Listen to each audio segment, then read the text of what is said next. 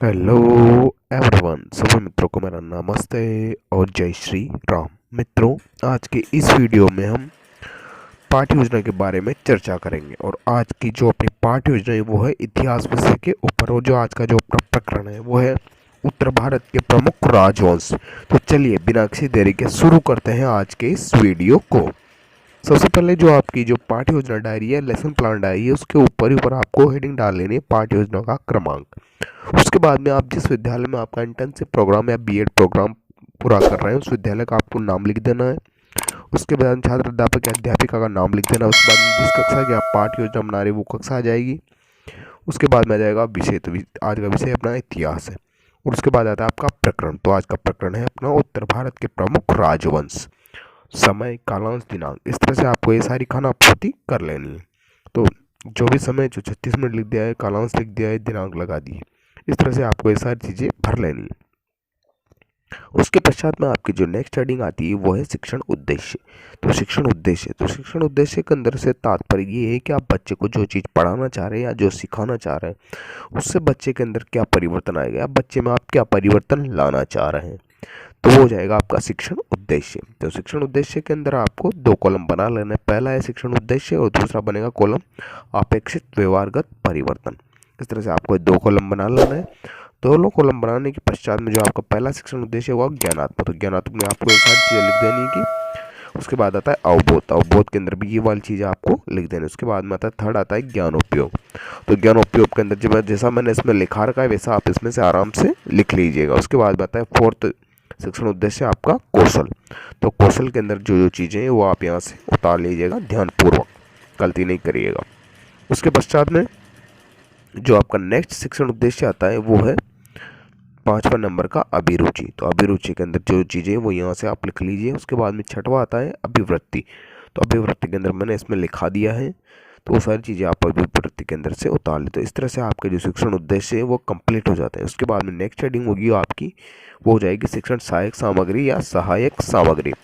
तो शिक्षण सहायक सामग्री से तात्पर्य मैंने पहले ही बता दिया, पे एक बार वो बता देता हूँ कि ऐसी कोई भी सामग्री जो शिक्षार्थी को शिक्षण कराने में सहायता प्रदान करती है तो शिक्षण सामग्री कहलाती है। जैसे लपेट, प्लग, चौक, डस्टर दिया होगा। और पूर्व ज्ञान में आपको सारी चीज़ें लिखी लेनी है। उसके पश्चात में नेक्स्ट हेडिंग आती है आपके प्रस्तावना प्रश्न।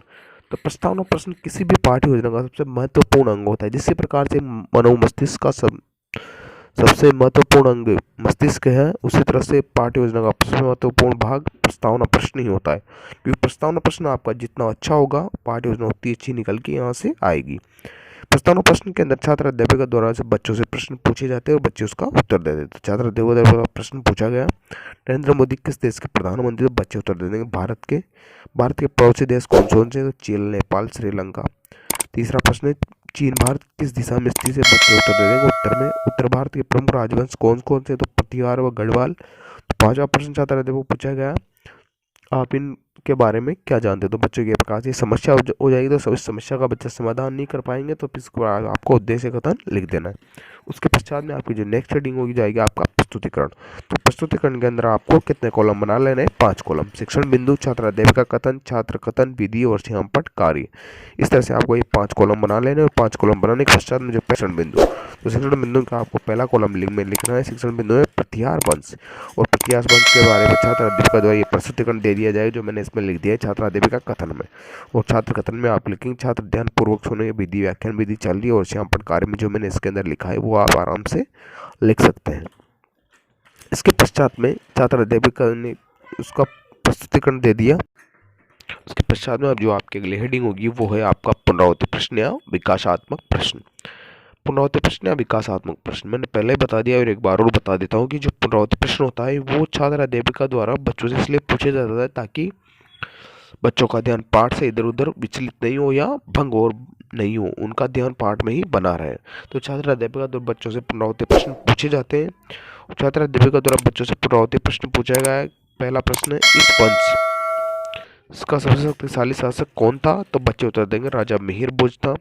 सेकंड, छात्र अध्यापिका द्वारा प्रश्न पूछा गया मिहिर भोज ने कितने वर्षों तक शासन किया, तो बच्चे उत्तर दे देंगे 50 वर्षों तक शासन किया। इसके पश्चात में आपको अगले पेज में फिर से आपको इस तरह से आपको 5 कॉलम बना लेने हैं। पहला कॉलम बनेगा शिक्षण बिंदु का, दूसरा कॉलम बनेगा छात्र अध्यापिका कथन का, तीसरा कॉलम बनेगा छात्र कथन का और चौथा कॉलम बनेगा विधि और पांचवा कॉलम बन जाएगा इस प्रकार से श्यामपट्ट कार्य का। तो जो अगला आपका जो शिक्षण बिंदु वाला कॉलम है उसके अंदर आपको शिक्षण बिंदु लिख लेना है गढ़वाल वंश। गढ़वाल वंश शिक्षण बिंदु लिख लिया। उसके बाद साथ में छात्र अध्यापिका द्वारा इसका प्रस्तुतिकरण दिया जाए। गढ़वाल वंश का संस्थापक चंद्रराव था। उसने प्रतिहारों को हराकर कन्नौज पर अधिकार कर लिया। गढ़वाल वंश का अंतिम शासक जयचंद था। अंतिम शासक जयचंद था। वह 1770 ईस्वी में शासक बना। गौर वंश में शासक मोहम्मद गौरी ने जयचंद पर आक्रमण किया और कन्नौज पर अधिकार कर गढ़वाल वंश की सत्ता समाप्त कर दी। उसके बाद में छात्र कथन में आप लिखेंगे, छात्र ध्यान पूर्वक सुनिए, विधि कौन सी चल रही है आपकी, व्याख्यान विधि और श्यामपट्ट कार्य के अंदर आपको ये सारी चीजें लिख देनी। इसके बाद में आता है आपका पुनरावृत्ति प्रश्न या विकासात्मक प्रश्न। पुनरावृत्ति प्रश्न पहला, गढ़वाल वंश का अंतिम शासक कौन था? तो बच्चे उत्तर दे देंगे कि जयचंद था। इस प्रकार से आपको ये सारी चीजें यहाँ से लिख लेनी है और सावधानी पूर्वक आराम से यहाँ से ये सारी चीजें आप लिख लीजिएगा। इसके बाद में नेक्स्ट चलते हैं। तो नेक्स्ट आपका जो एक और पुनरावृत्ति प्रश्न है ये आपने यहाँ से लिख लीजिए।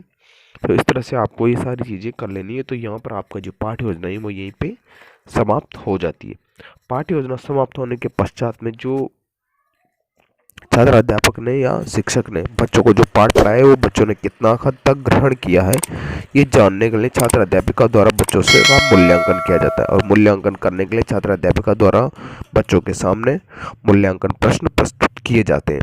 तो मूल्यांकन प्रश्न प्रस्तुत करने के लिए छात्र अध्यापक मूल्यांकन प्रश्न किसी भी प्रकार से बना सकता है। लघुतरात्मक, अधिलघुतरात्मक, अवसद वाले, इसको MCQ क्वेश्चन भी बोलते हैं, सत्य सत्य वाले, रिक्त स्थान वाले, मिलान चिन्ह वाले, किसी प्रकार के प्रश्न वो अपनी सुविधा के अनुसार बना सकता है। तो इस प्रकार से वो आराम से प्रश्न बनाए जा सकते। तो नेक्स्ट रीडिंग हो जाएगी आपकी मूल्यांकन प्रश्न। तो मूल्यांकन प्रश्न मैंने बता दिया किस प्रकार से आप मूल्यांकन प्रश्न बना सकते हैं।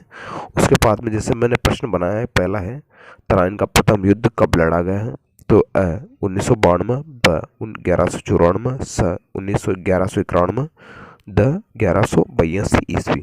इसके अंदर से इसके पश्चात में आपका दूसरा प्रश्न आता है, गढ़वाल वंश का शासक खालिस्तान था। तो चंद्रसेन या जयचंद जो भी शासक था वो इसके अंदर आप बच्चे आराम से लिख देंगे। इसके पश्चात में आगे जो प्रश्न है वो आराम से मैंने लिखे है इसके अंदर, प्रतिहार शासकों साहित्य को कब प्रजित किया गया, सत्य या असत्य? तो इसमें जो भी बच्चे वो लिख देंगे। गौरी कहाँ का निवासी था? तो बच्चे इसमें से जो भी सही है उसका उत्तर आराम से लिख देंगे। इसके पश्चात में नेक्स्ट हेडिंग आती है वो है गृह कार्य। तो गृह कार्य आपको बच्चों को इस प्रकार से देना है जिस घटना किस तरह से आपने बच्चों को पढ़ाया है। तो ये गृह कार्य बच्चों के लिए हो जाएगा। इस तरह से आपकी पाठ्य योजना यहीं पे समाप्त होती है। मित्रों, अगर आपको वीडियो अच्छा लगा है तो प्लीज़ वीडियो को लाइक करें, शेयर करें और चैनल को सब्सक्राइब जरूर कर लें और जो घंटे वाला आइकन है उसको प्रेस कर लें। मित्रों, थैंक्स फॉर वॉचिंग।